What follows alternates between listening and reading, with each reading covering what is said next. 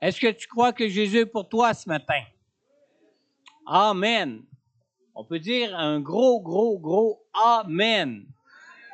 Ah, là, là, je crois que vous le croyez. Vraiment, là, il faut le croire. Vous savez, Dieu est esprit, hein? Et Dieu est avec nous en esprit. On sait que Dieu est avec nous en esprit quand est-ce? Quand on marche dans la vérité. Amen. Dieu est avec nous. Et quand on l'adore en esprit et en vérité, on peut même goûter sa présence. Amen. Est-ce qu'on le croit? Amen. Vous savez, ce matin, je lisais dans la parole de Dieu Esdras. Est-ce qu'il y en a qui connaissent le livre d'Esdras dans la parole de Dieu? Le livre d'Esdras nous parle comment est-ce qu'on les appelait? Un scribe qui est revenu de Babylone pour venir aider à la reconstruction de Jérusalem. Le temple était reconstruit, puis il revient avec des gens qui vont reconstruire Jérusalem. Et vous savez ce qu'il y avait de particulier dans cette parole-là qui m'a fortement touché ce matin, c'est que ceux qui revenaient avec Esdras revenaient avec plusieurs personnes avec eux. Et vous savez ce que le Seigneur déposait dans mon cœur? Le Seigneur, ce qu'il déposait dans mon cœur, c'est qu'on va voir, vous savez, quand on parle de la reconstruction du temple à Jérusalem, on parle de reconstruire le temple pour entrer dans la présence de Dieu. Parce qu'à cette époque-là, pour entrer dans la présence de Dieu, il fallait aller au temple. C'était quand on offrait des sacrifices à Dieu, qu'on se purifiait, qu'on pouvait être sanctifié pour connaître la présence de Dieu dans nos vies. Mais nous, maintenant, sous la nouvelle alliance, c'est très différent. Hein?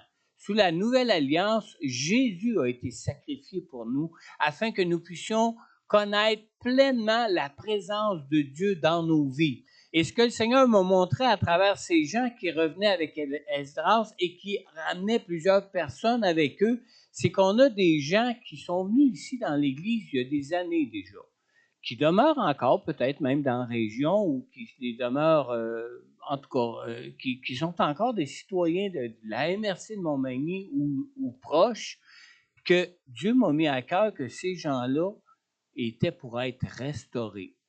Vous savez qu'aujourd'hui, on est en Jésus le temple du Saint-Esprit et que ces gens-là seraient restaurés dans une nouvelle communion par le Saint-Esprit et que ces gens-là seraient eux-mêmes des gens qui vont ramener à Jésus, qui vont être emmenés à Jésus à travers eux pour former le nouveau temple de Dieu ici à Montmagny. La lumière de Dieu va briller, tenez-vous bien. Parce qu'il y avait un grand nombre de personnes qui revenaient avec ces personnes-là qui étaient restaurées, qui désiraient connaître à nouveau cette présence de Dieu dans leur vie. Amen. Amen. Bienvenue à nos visiteurs. Ce matin, on a des visiteurs du Carrefour chrétien de la capitale. Ah, Alexandre vient de se lever pour aller aux toilettes, je pense. Il était accompagné d'Ariane avec leurs 3 enfants. Ils nous ont déjà donné un bon coup de main à Cœur en fête dans les années passées, Ariane en particulier, qui est un artiste peintre qui a fait la toile comme pour l'Arche de Noé. Alors, bienvenue, soyez bénis de votre visite parmi nous ce matin. Et pour les autres, je suis content de vous voir. Il y a Jérémy qui est avec nous. Jérémy qui a déjà donné un coup de main, pas à la reconstruction du temple, mais de l'immeuble à la destruction. Des fois, il faut défaire des vieilles affaires pour en faire des nouvelles. Hein? Alors, bienvenue Jérémy avec nous ce matin. Et puis, ce matin, on a Pasteur Benjamin qui va nous apporter la parole de Dieu. Dimanche prochain, n'oubliez pas, dimanche prochain, on va prendre ensemble la Sainte Seine, contrairement aux autres dimanches où on le prend habituellement le premier dimanche du mois. Étant donné qu'on a 5 dimanches dans le mois de juin, alors on va faire la Sainte Seine dimanche prochain. C'est moi qui vais présider à la Sainte Seine et puis c'est moi qui vais apporter la parole de Dieu aussi dimanche prochain. Par contre, on a notre sœur Myriam qui est en Grèce depuis le dimanche dernier, qui est là pour un mois. Alors, et puis mon épouse va être en vacances aussi dimanche prochain. Elle va être avec nos petits-enfants en vacances au Nouveau-Brunswick pour la semaine. Alors, dimanche prochain, c'est Daniel Julien qui va conduire le temps de louange et d'adoration de notre Église ici. Alors, soyez-y. Je vous promets vraiment qu'on va avoir un bon temps de louange et d'adoration où on va entrer dans la présence de Dieu dimanche prochain. N'oubliez pas, samedi prochain, on a notre rencontre de prière, de mobilisation dans la prière, comme on fait à chaque samedi, chaque premier samedi du mois. Alors, samedi prochain, le 6 juillet, à partir de 10h jusqu'à 11h30, on va avoir notre mobilisation dans la prière. Mais ce qui va être particulier, c'est qu'on va suivre le programme de prière samedi prochain de l'unité des voix et des valeurs chrétiennes, qui est un ministère québécois où ce qu'on prie pour intercéder vraiment pour notre nation, intercéder pour les familles du Québec, intercéder pour nos églises au Québec, intercéder pour la liberté qu'on connaît déjà comme chrétiens au Québec pour que cette liberté qu'elle puisse être maintenue. Et tout ça, on fait ça à l'occasion de la fête nationale du Canada qui va être demain, le 1er juillet. Mais nous, on va suivre le programme de prière samedi prochain de l'UVVC, pour prier puis intercéder pour nos familles, notre Église, la liberté comme chrétien et prier aussi pour notre nation, évidemment. Alors, soyez-y. Vous pouvez y participer soit sur Zoom en demandant le lien Zoom, envoyant un courriel ici à l'Église pour recevoir le lien Zoom, ou bien ici en présentiel, où ceux qui sont libres de venir ici pour suivre cette rencontre en présentiel, vous êtes aussi les bienvenus. On le fait en collaboration, évidemment, avec notre groupe à l'Apocatière de Chapelle-Lapoc. Mais vous savez, même si on ne serait pas nombreux à cause que c'est le temps des vacances, n'oubliez pas une chose, la parole de Dieu nous dit que Jésus est là, présent au milieu de nous, du moment qu'on est 2 ou 3 réunis en son nom. Amen. Alors, je vous attends samedi prochain pour la mobilisation dans la prière pour notre nation, notre Église, nos familles, etc. Je vais inviter Pasteur Benjamin à venir nous partager la parole de Dieu que le Seigneur a placée sur son cœur pour nous, pour notre Église ici à Montmagny ce matin. Prends toute ta liberté, Pasteur Benjamin. Je te laisse le soin de prier. D'accord?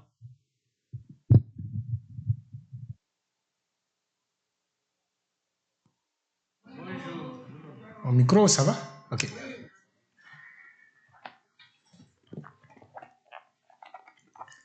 Bon matin. Bon matin. Donc, soyez bénis.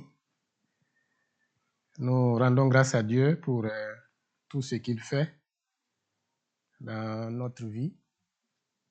Et je vous souhaite la bienvenue dans la maison de Dieu. Amen.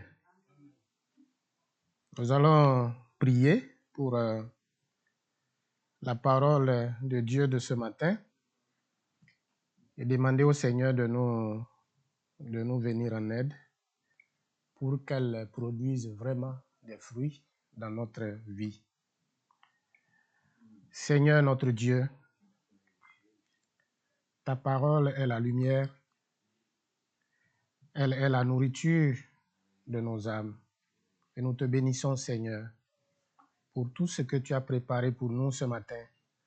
Ouvre notre cœur, ouvre notre entendement. Saint-Esprit, dirige toutes choses, que tout plan de l'ennemi soit voué à l'échec et que ta grâce repose sur ton Église. Merci. Au nom de ton Fils Jésus-Christ, nous avons prié. Amen. Merci. Nous allons lire dans Philippiens chapitre 3, verset 13 jusqu'au verset 14. Un autre verset, Romains 8, 28. Et ensuite, on aura d'autres textes à lire après.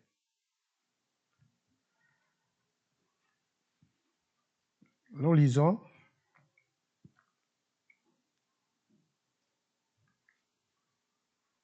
Si un frère est là, il peut lire pour nous. Aujourd'hui, oui, lisez. OK.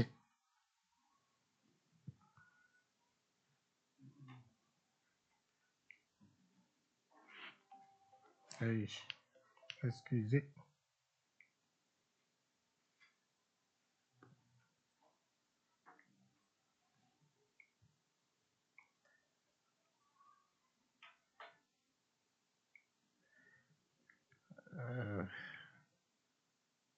Philippiens 3, 13 à 14.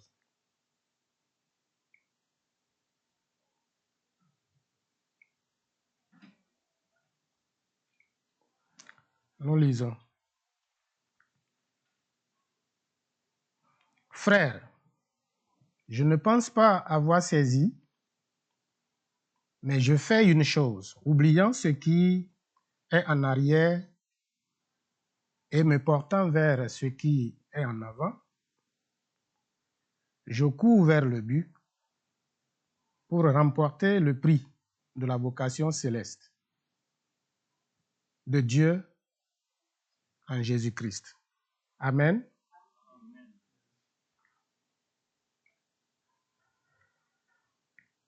Romains 8, 28.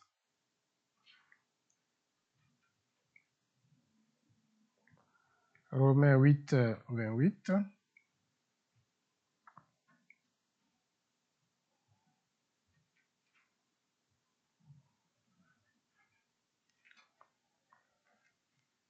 Nous savons du reste que toute chose concourt au bien de ceux qui aiment Dieu, de ceux qui sont appelés selon son destin,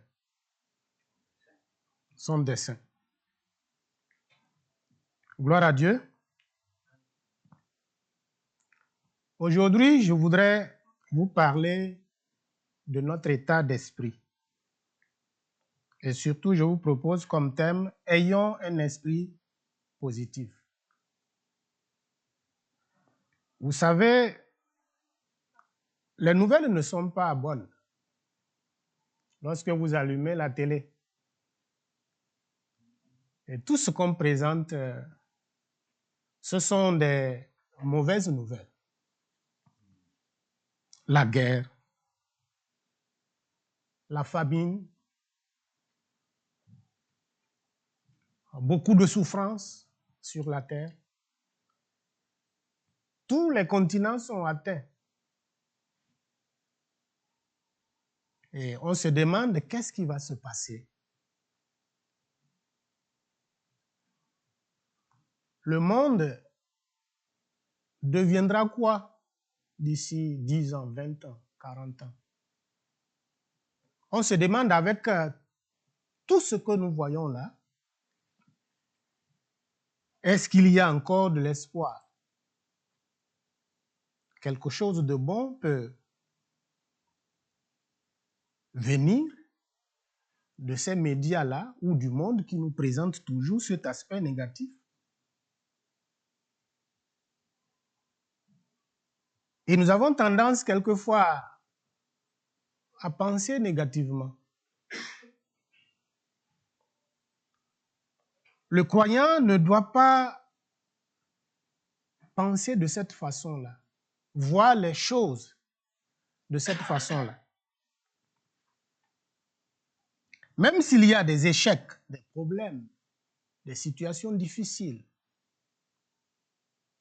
les nouvelles qui ne sont pas bonnes, nous devons garder à l'esprit que Dieu est fidèle. Et le diable essaye toujours de jouer sur notre façon de penser, de voir les choses. Parce qu'il sait que s'il arrive à changer notre façon de penser, cela peut aussi jouer sur notre foi, sur notre vie spirituelle. Et c'est pourquoi c'est très important pour nous de contrôler notre façon de penser et de voir les événements.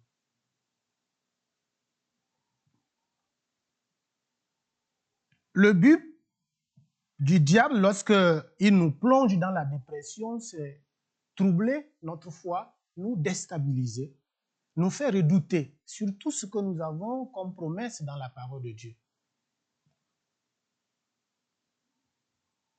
La dépression aujourd'hui est presque une maladie. On est dépressif, on est stressé. Particulièrement notre siècle. À cause de plusieurs problèmes, de plusieurs facteurs.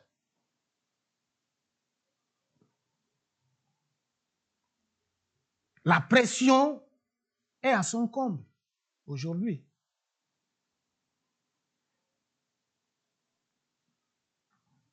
Et le diable joue sur ces choses-là pour nous déstabiliser. Et surtout, son emprise est vocalisée ou bien facilitée par notre mode de vie. Notre mode de vie moderne qui entraîne plus de stress.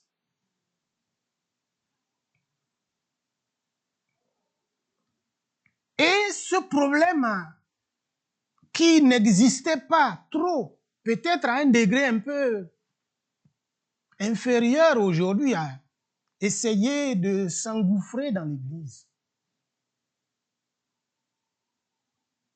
Les chrétiens sont plus stressés. Alors que nous avons de bonnes raisons de ne pas avoir à vivre ce stress tout le temps. Ceux du monde ne croient pas. À part les livres, les études, etc. Ils ne croient pas en un Dieu qui peut changer le cours des choses. Une fois qu'ils ne trouvent pas ces solutions dans les livres, ils ont de bonnes raisons d'être stressés ou d'être dépressifs. Mais pour nous, ce n'est pas le cas. Dieu est avec nous. Il vit avec nous. Son esprit est avec nous. Et sa parole est avec nous. Nous devons nous nourrir de la parole de Dieu jour et nuit. L'Église doit combattre cela. Chaque chrétien doit lutter. Et la solution se trouve dans la parole de Dieu. Nous sommes sauvés, bien sûr. Mais le diable a réussi à nous enfermer dans cette histoire-là, à nous faire douter, à nous faire croire que face à la situation ou au problème, on ne peut rien changer. Et avoir un esprit positif, c'est l'expression même de notre foi. Le chrétien ne doit pas être tout le temps négatif. Voit toujours l'échec partout. Non. Même si le diable a réussi quelquefois à nous faire peut-être échouer, nous ne devons pas rester dans l'échec. Nous devons nous lever.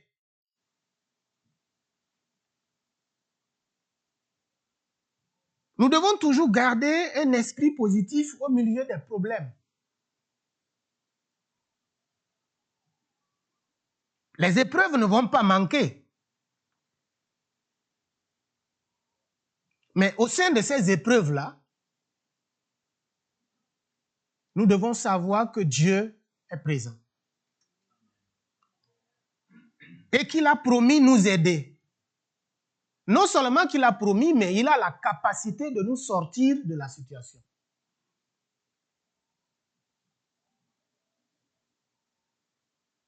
Il va nous donner la force de supporter, de traverser l'épreuve et bien encore de la transformer.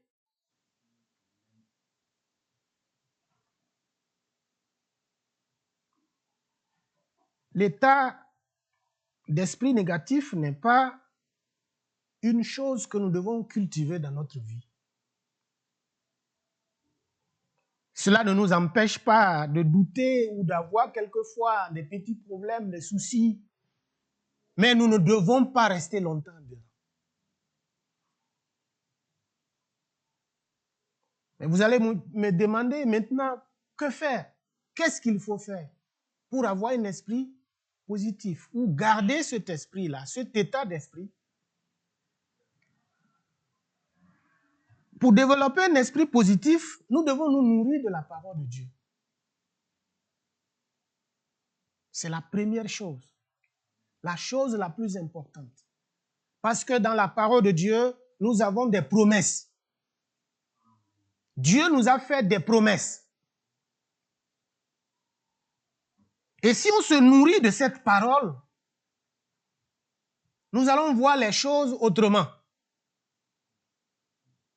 On aura une autre manière de lire les événements, de les apprécier. Parce que Dieu déclare beaucoup de choses positives. Et si nous voulons réussir dans cette vie, avoir moins de problèmes, il faut qu'on s'accroche à la parole de Dieu. Que nous puissions développer cet exercice-là qui nous amène à lire la parole de Dieu, à découvrir ce que Dieu veut de nous, ce que Dieu veut de notre famille, ce que Dieu veut de notre Église, ce que Dieu veut de notre nation. Tout se trouve dans sa parole.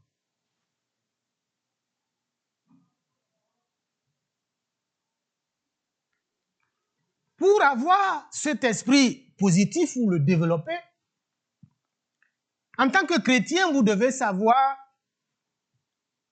votre nouvelle capacité en Jésus.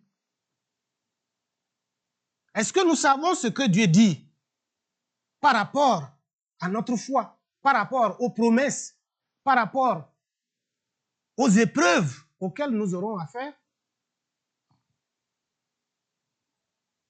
La Bible est pleine de promesses. Si vous lisez dans Marc chapitre 9, verset 23, Jésus dit, tout est possible à celui qui croit. Si tu crois, cela est possible.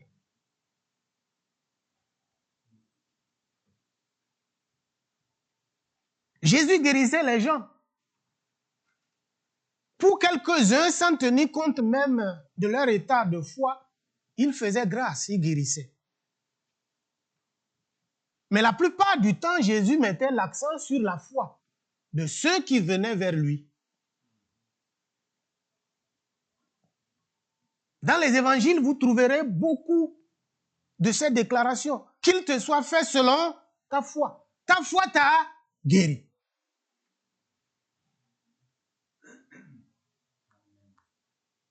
C'est notre nouvelle capacité en Jésus à surmonter les situations difficiles.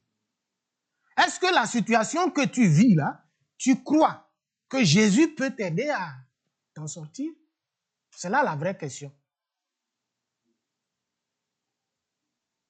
La situation actuelle de ma vie de famille, la situation actuelle de mon pays, la situation actuelle de mon église, de ma vie personnelle, est-ce que tu crois que Jésus peut changer les choses?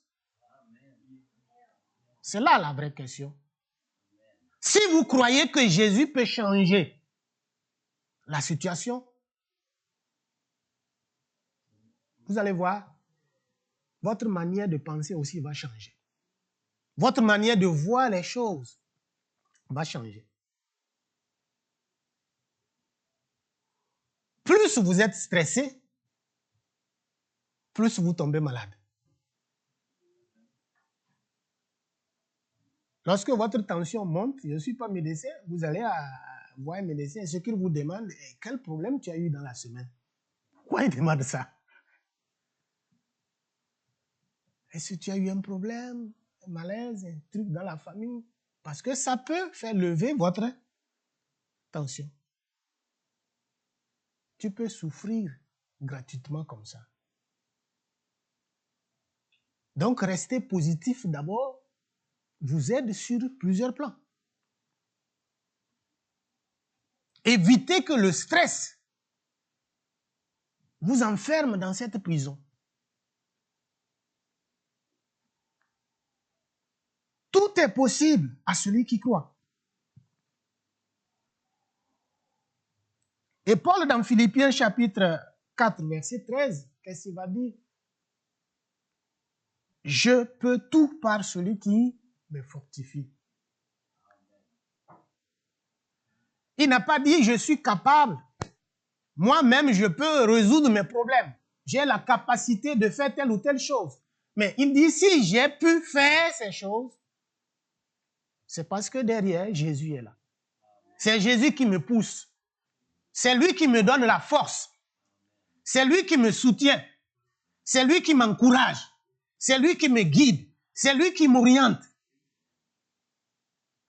Et si Jésus est devant, tous les obstacles seront levés. Nous avons une nouvelle capacité en Christ de relever les défis. Jésus a payé le prix.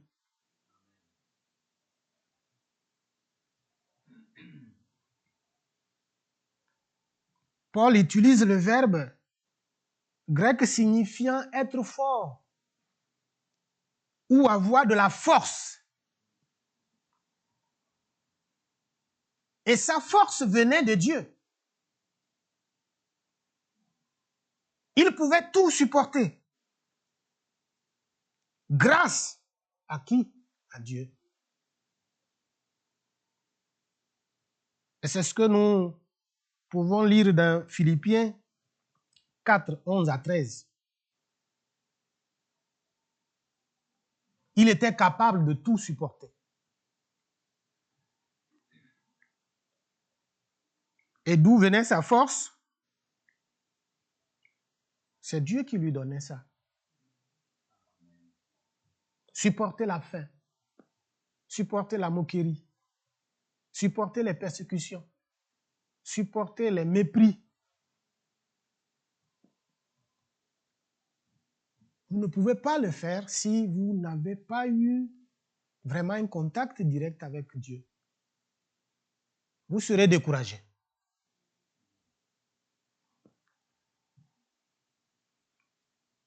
Nous ne devons pas baisser les bras face aux situations difficiles. On doit garder à l'esprit que Dieu fera quelque chose. Même si on ne sait pas de quelle manière il va le faire, mais nous devons nous convaincre que Dieu fera quelque chose. La Bible dit, avec Dieu, nous ferons des exploits. Tout est possible à celui qui croit. Paul va dire, toute chose concourt au bien de ceux qui aiment Dieu. Cela veut dire quoi? Il faut être content de votre situation. Il faut garder à l'esprit que si Dieu vous a gardé dans cette situation ou s'il a permis cette situation, c'est pour une cause. C'est pour une raison.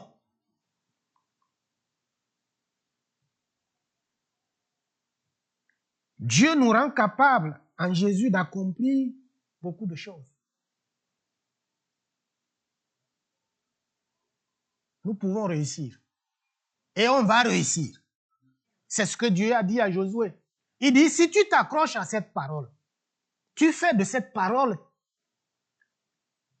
tu médites cette parole suffisamment, tu vas réussir dans tes projets. Parce que tout est dedans. Tu vas réussir. C'est ce que la Bible nous dit dans Josué 1:8. Il dit, médite cette parole.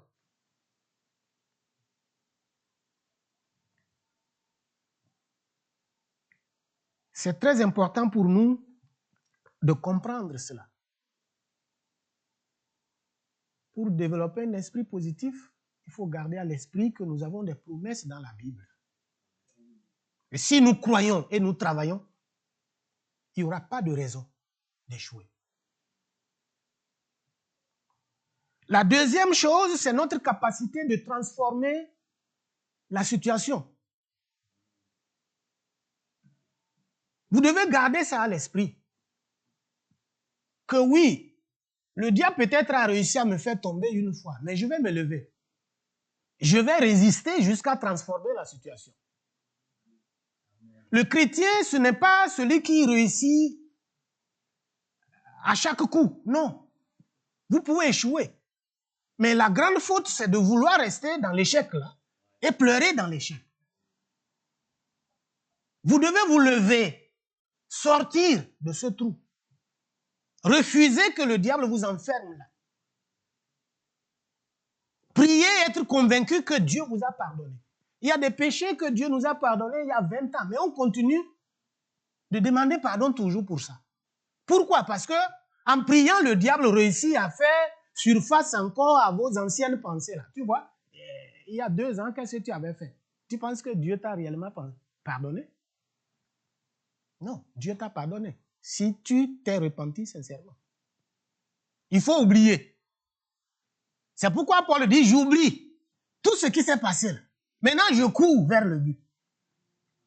Parce que si le diable réussit à faire surface comment appelle-t-on, à vos faiblesses, à vos échecs du passé, vous ne pouvez pas avancer. Il dit, j'oublie. J'oublie. Il oublie. Parce que s'il se souvient qu'il a persécuté l'Église, qu'il a fait ceci, fait cela, il a été vraiment mauvais pour Dieu. Et aujourd'hui, il s'appelle serviteur de Dieu. Comment il peut comprendre même son propre ministère? C'était devenu problème. Il dit, j'oublie ça. Parce que le diable va dire à Paul, mais toi, tu penses que Jésus t'a vraiment pardonné malgré tout ce que tu as fait à son église? Non. Mais Paul dit, non, Jésus m'a pardonné. Il m'a libéré. J'oublie ça. J'oublie mon échec. J'oublie mes anciens péchés. Je cours maintenant vers le but. Ne me retarde pas.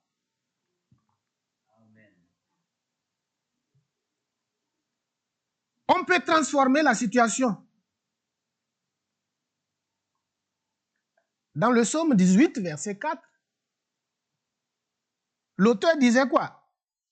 Je m'écris, loué soit l'Éternel, je suis délivré de tous mes ennemis. Vous pensez qu'au moment où il disait ça, il était vraiment délivré de tous ses ennemis? Il a anticipé la victoire. Je sais que si les ennemis sont là, ils m'entourent, j'ai la victoire déjà sur eux. Ils ne pourront pas me vaincre. Je suis délivré de mes ennemis. Est-ce que David était vraiment délivré de tous ses ennemis? Les ennemis étaient toujours là, à côté. Mais il savait qu'avec Dieu, là, même si les ennemis sont plus nombreux, il sera plus fort que ces ennemis-là. Parce que Dieu est avec lui.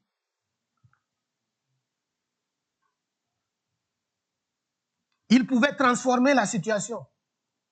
Il ne pouvait pas être là en train de se plaindre chaque fois. Je ne peux rien faire, Seigneur, tu vois, je suis entouré d'ennemis. Voilà, ils veulent faire ceci, ils veulent me faire... Non.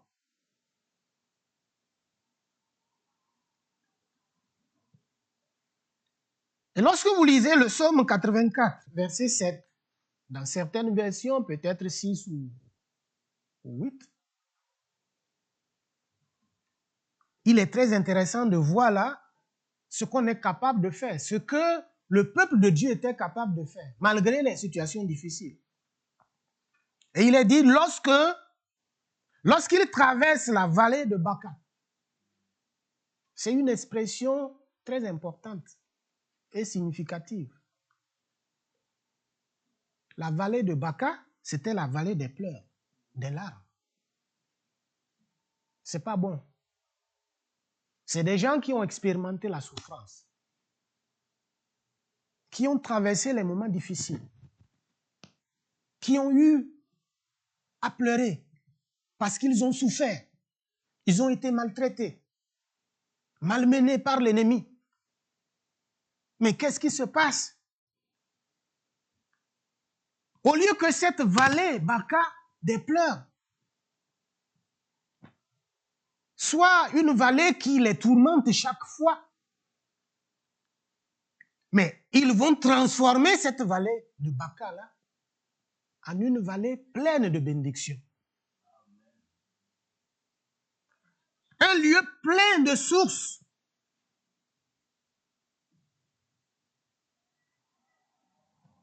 Vous pouvez changer les choses. Tout dépendra de vous. Même si votre vie traverse des moments difficiles en ce moment, mais sache que Dieu est là. Ça ne va pas durer. Lève-toi, prie. Lève-toi, jeûne. Lève-toi, médite la parole de Dieu. Dites à Dieu, cette situation me fatigue, change ma situation. Et Dieu nous aime tellement qu'il est capable de transformer cette situation-là, peut-être qui allait vous détruire, en une situation où les gens vont glorifier son nom, témoigner. Ils vont vous demander, mais d'où vient ta force? Comment tu as fait pour t'en sortir? Et en ce moment, tu pourras leur montrer le chemin. C'est Jésus qui fait cela. C'est Dieu qui fait cela. Garder un esprit positif ne veut pas dire qu'on ne va jamais avoir des moments difficiles. Ça peut vous arriver de pleurer, d'être découragé. Les grands hommes ont pleuré. David, lisez les psaumes, vous allez comprendre. Josué. Et Dieu, il est bon. Lorsqu'on pleure, lorsqu'on est découragé, il ne vient pas encore ajouter à notre tristesse là, une autre tristesse. Non. Vous voyez, Josué tombe par terre, il pleure parce qu'ils ont échoué. Ils sont partis, ils ont fait la guerre, ça n'a pas marché. Une petite ville qu'on pouvait prendre facilement, mais ils ont échoué. Au retour, qu'est-ce qu'il fait? Il pleure. Dans Josué 7:10, c'est là, Dieu viendra lui dire, mais Josué, lève-toi, ce n'est pas le moment de pleurer. Tu es là couché, tu pleures. Lève-toi. Il faut te lever parce que le défi n'a pas encore été relevé. Tu dois maintenant te lever et changer le cours de l'histoire. Tu ne dois pas rester là couché. Tu pleures, mais qui ira maintenant relever ce défi-là? Lève-toi. Il encourage. Dieu ne vient pas dire, mais pauvre, il faut continuer, il faut pleurer tout le temps. C'est bon pour toi, il faut pleurer. Non. Parce qu'il sait que Josué était déjà découragé. Il vient l'encourager. Lève-toi. Pourquoi restes-tu là couché sur ton visage? Il faut te lever.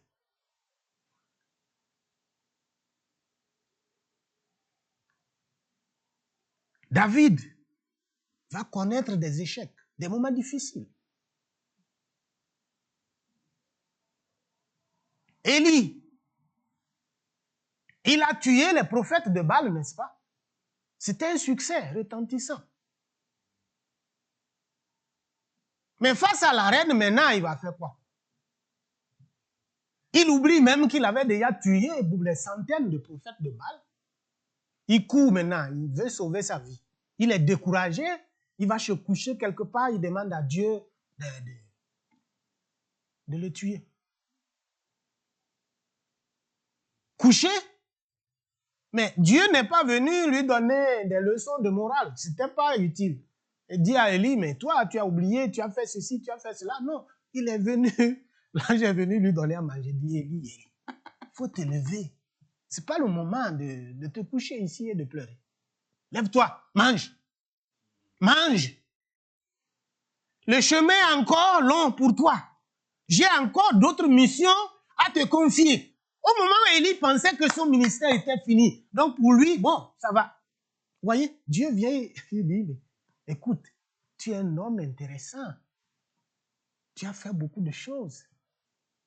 Tu es capable encore de relever plusieurs défis. Celui qui était découragé là, il se rend compte qu'il est encore utile à Dieu. Dieu dit, lève-toi. Je t'envoie en mission. Tu vas oindre un roi. Après, tu vas trouver ton remplaçant maintenant. Si tu as fini ces missions-là, là, on peut s'entendre. Mais pour le moment, ce n'est pas le moment de pleurer. Tu dois te lever, aller encore accomplir ces missions-là pour moi.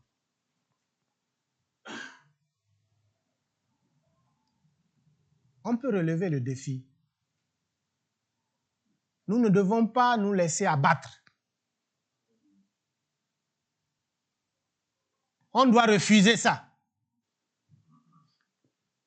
Et c'est l'objectif de l'ennemi, nous faire croire que c'est impossible.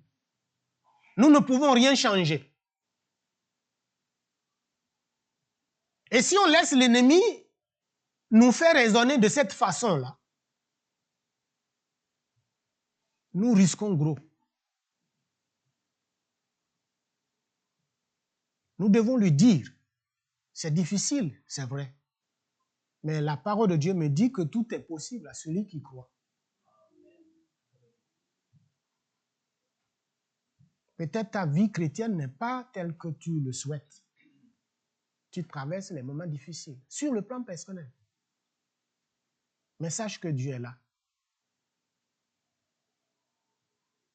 Tes entreprises, ta vie de couple. J'ai cherché l'homme selon le cœur de Dieu, ou la femme selon le cœur de Dieu, ou la volonté de Dieu. Mais finalement, on se retrouve dans des problèmes en famille et des fois, on est découragé. C'est l'homme que j'avais voulu avoir, c'est la femme que j'avais voulu avoir, et puis les problèmes commencent.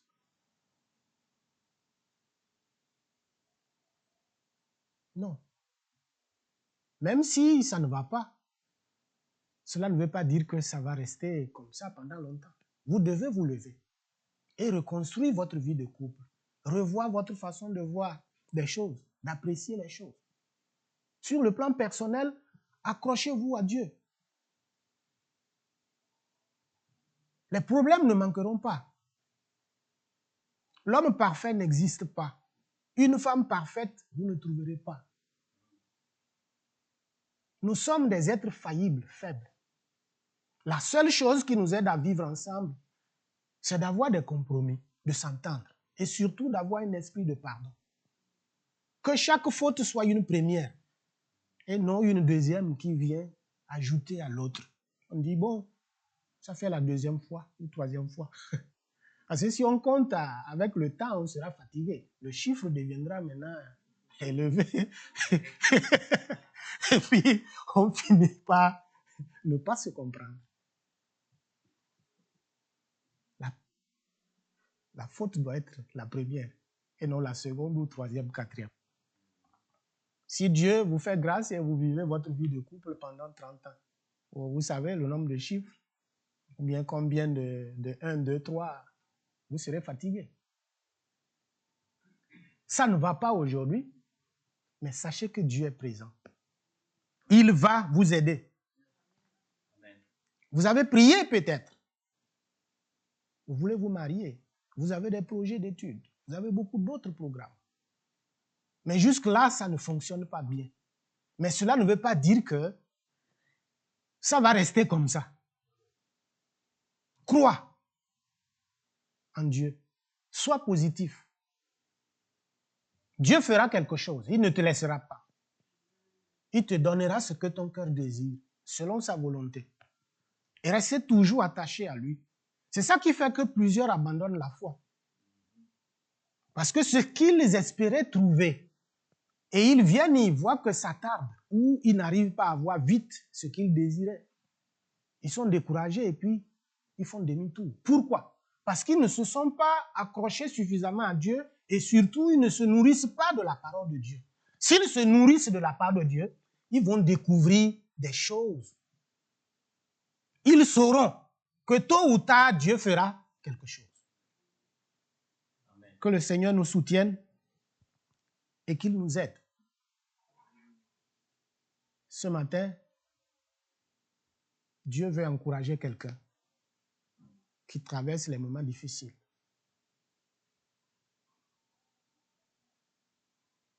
Il voit votre cœur. Il sait que vous avez besoin de lui. il sait que quelque chose ne va pas. Vous n'avez rien à lui apprendre. Mais va vers lui. Dépose votre problème au pied de la croix de Jésus. Dites à Jésus, j'ai tel problème, aide-moi. Je suis fatigué. Il faut pleurer auprès de Jésus. Il va vous parler. Il vous donnera des pistes de solutions. Il ne vous laissera pas seul. Il est avec vous, il sera avec vous. Et au sein de chaque problème, vous allez toujours voir que Dieu vous parle d'une manière ou d'une autre. Mais des fois, on ne l'écoute pas. On ne fait pas attention. Que Dieu nous donne les oreilles spirituelles pour que nous puissions vraiment apprendre à écouter l'Esprit de Dieu. Sois dans la joie. Tu veux un enfant, c'est Dieu qui donne les enfants. Tu veux une bonne femme, c'est Dieu qui donne. Tu veux un bon mari, c'est Dieu qui donne. Tu veux vivre en paix, c'est Dieu qui donne la paix. Tu as un projet, tu ne sais pas comment tu pourras réussir dans ce projet. Il est le Dieu des projets. Et la Bible dit, Dieu est capable même de, comment appelle-t-on, de transformer la pensée de vos ennemis en votre faveur. Même ceux qui ne voulaient pas votre bien, il peut les contraindre même à vous aider. Vous serez même étonné. Mais pourquoi lui il fait ça? Il ne le fait pas de son propre gré. Il y a une puissance derrière qui le pousse à le faire. Ne soyez pas découragés. On vit dans le stress. Beaucoup de dettes, beaucoup de ceci, les prêts. Non. Dieu est là. Dieu veut vous encourager ce matin. Ceux qui nous écoutent en ligne, si vous traversez les moments difficiles, sachez que Dieu est là. Il va non seulement vous sauver, mais vous protéger. Il sera toujours avec vous. Et cette situation ne va pas vous écraser. Vous allez vous en sortir. Il faut garder un esprit positif. Développer cet état.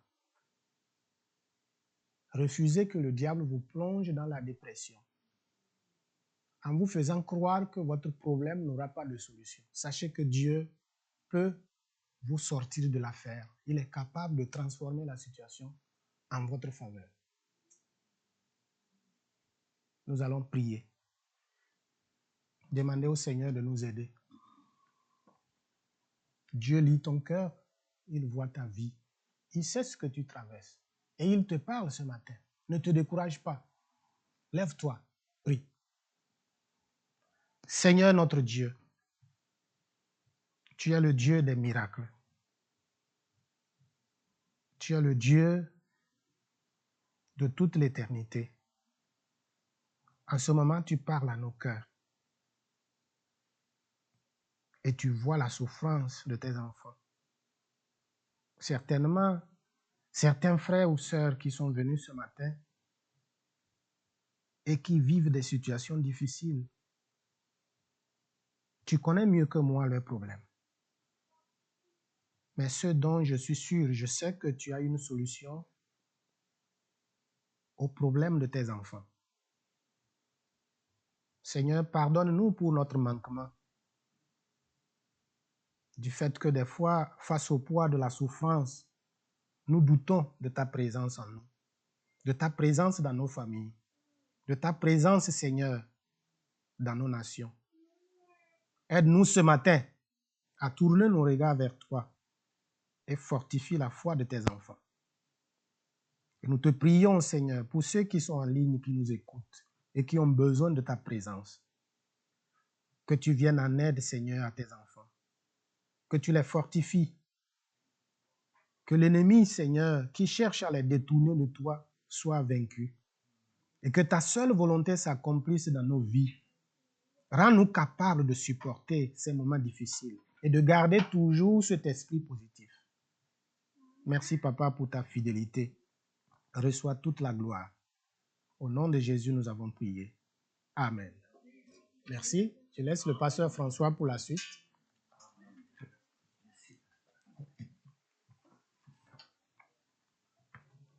Amen. Amen. Merci, pasteur Benjamin. Pour moi, c'est vraiment une parole, un message inspiré du Seigneur qu'on a eu de toi ce matin. Merci pour ton obéissance au Saint-Esprit, de te laisser conduire par lui. Et vous savez, on dit souvent que si Dieu est avec nous, qui peut être contre nous? Mais si Dieu est avec nous, nous avons tout. Amen. Il s'agit d'avoir Dieu. Et Dieu a le pouvoir de changer toutes choses pour concourir au bien de ceux qui l'aiment selon son dessein pour nous. Amen. À ce matin, peut-être quelqu'un ici, peut-être quelqu'un en ligne n'a jamais encore invité Jésus dans son cœur pour que Jésus soit avec lui. Alors, je t'invite simplement à ouvrir ton cœur au Seigneur Jésus. La parole de Dieu nous dit dans Apocalypse 3:20 qu'il est à la porte de notre cœur et il frappe. Et si quelqu'un rouvre la porte, il entrera chez lui, soupera avec lui. Ça nous parle vraiment de cette communion avec Dieu. Ça nous parle vraiment de cette relation personnelle avec Dieu que nous avons besoin dans notre vie pour vraiment rencontrer, faire face aux difficultés, comme à être assuré vraiment que Dieu va réaliser son plan de vie pour nous dans nos vies. Amen. Alors, si tu veux recevoir Jésus dans ton cœur ce matin, simplement répétez cette prière après moi. Seigneur Jésus, je crois, Seigneur Dieu, que je suis un pécheur, Seigneur. Je crois, Seigneur Dieu, que tu es venu mourir à la croix afin que je puisse être pardonné de tous mes péchés, Seigneur. Que ce passé, Seigneur Dieu, que ce passé soit enlevé de ma vie, Seigneur, et que je puisse maintenant marcher avec toi et connaître une toute nouvelle vie avec toi, Seigneur. Seigneur, merci d'avoir payé le prix à la croix pour que je puisse être réconcilié avec Dieu et connaître ta présence maintenant dans ma vie, Seigneur. Seigneur, je t'ouvre mon cœur, je te confie ma vie, Seigneur. Et Seigneur, apprends-moi à être à l'écoute de ta voix. Apprends-moi à me laisser conduire, à me laisser être dirigé par toi, par ton Saint-Esprit que tu me donnes maintenant, Seigneur. Et conduis-moi, Seigneur Dieu. Conduis-moi dans le plan de vie que tu as de toute éternité pour ma vie, afin que je puisse, Seigneur Dieu, te connaître toi et connaître ta présence par ton esprit et connaître la vie que toi tu as voulu pour nous, pour moi, pour toute éternité, Seigneur. Dans le nom de Jésus, Père, j'ai prié. Amen. Amen. Alors, si tu as adressé à Dieu cette prière pour la toute première fois dans ta vie, je te prie de prendre contact avec moi, qu'on puisse parler ensemble, et j'aimerais moi-même prier pour toi. Peut-être que tu as déjà fait cette prière auparavant dans ta vie, mais que pour une raison ou pour une autre, tu t'es laissé peut-être décourager, tu t'es laissé peut-être séduire par les mensonges du diable qui t'a fait à croire que Dieu ne pouvait pas être avec toi dans certaines situations ou à cause de certaines de tes faiblesses. Mais sois rassuré, quand on est repentant pour quelque faiblesse que ce soit dans notre vie, la parole de Dieu nous dit que quand nous confessons nos péchés à Dieu, il est fidèle et juste pour nous les pardonner et pour nous purifier de tout péché. Alors, laisse-toi pas écraser par le diable. Laisse-toi pas écraser du fait que tu as pu chuter ou tomber dans ta vie auparavant. Viens au Seigneur Jésus, réconcilie-toi avec lui. Il a déjà payé tout le prix pour ton pardon à la croix et redonne-lui toute la place qui lui revient dans ton cœur. Amen. Sylvie va nous conduire dans un dernier chant de louange et d'adoration avec Fatou. Alors, si quelqu'un aimerait s'avancer ce matin, confier sa vie au Seigneur, confier son cœur au Seigneur, confier des difficultés au Seigneur, confier des souffrances au Seigneur, ou même tout simplement pour le remercier pour quelques bienfaits que tu peux connaître présentement dans ta vie. Avance-toi, on va prendre le temps de confier ça au Seigneur. Amen. J'aimerais prendre le temps de prier pour toi, si tu veux qu'on prie pour toi, ou Pasteur Benjamin aussi pourra aussi prier pour toi si tu désires. Amen. Amen. On va se lever ensemble. Louons notre Dieu. Avec lui, nous pouvons faire des exploits. Croyons qu'il existe. Croyons qu'il est avec nous. Et on va le voir agir. Amen. Amen. Amen. Notre grand Dieu, roi majestueux, qui règne, tout-puissant mais présent.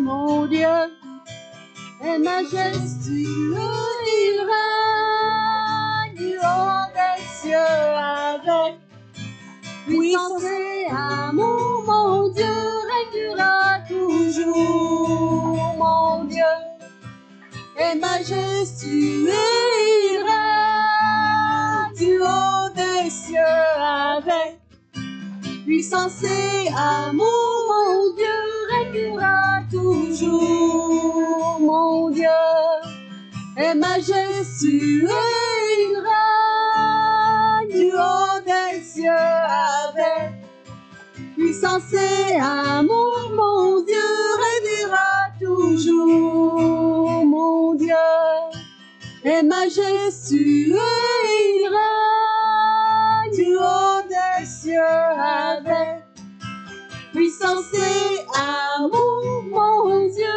régnera toujours. Mon Dieu régnera toujours. Mon Dieu régnera toujours.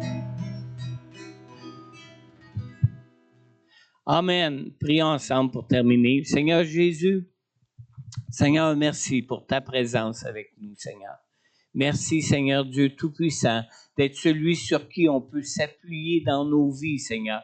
Celui sur qui on peut s'appuyer surtout par rapport à toutes nos faiblesses, Seigneur. Seigneur, donne-nous cette grâce de ne pas essayer de cacher nos faiblesses, mais vraiment de les apporter à ta croix, Seigneur, afin qu'on puisse vraiment s'appuyer sur toi, car c'est toi, Seigneur Jésus, qui peut nous donner la victoire sur toutes choses, car toi-même, tu as acquis à la croix toutes sortes de victoires pour nous, Seigneur. La victoire sur l'ennemi dans nos vies, Seigneur. La victoire sur la puissance du péché dans ce monde. La victoire sur la puissance du péché dans notre chair même, Seigneur Jésus. Seigneur, merci de nous donner cette force de pouvoir être avec toi, un enfant de Dieu, une nouvelle créature par ton Saint-Esprit avec nous, Seigneur. Et Seigneur, apprends-nous, Seigneur Dieu, à garder nos yeux fixés sur toi, Seigneur, nos mains tendues vers toi, Seigneur, et surtout un cœur ouvert pour te laisser toute la place dans nos vies, afin que toi-même tu puisses y régner et nous conduire dans cette nouvelle vie que tu as pour chacun de nous, Seigneur. On te le demande, Père, dans le nom puissant de Jésus. Et tout le monde dit Amen. Le Seigneur est bon et souvenez-vous surtout, il est fidèle. Il ne peut se renier lui-même. Il accomplit toujours ses promesses qu'il peut nous donner, ses promesses qu'il nous donne même à travers sa parole dans nos vies. Amen. Amen. Merci Sylvie, merci Fatou. N'oubliez pas, samedi prochain, on a notre rencontre de prière, de mobilisation dans la prière, samedi 10h30, en ligne ou en présentiel ici à l'église, selon votre disponibilité. Dieu vous bénisse. Bonne semaine.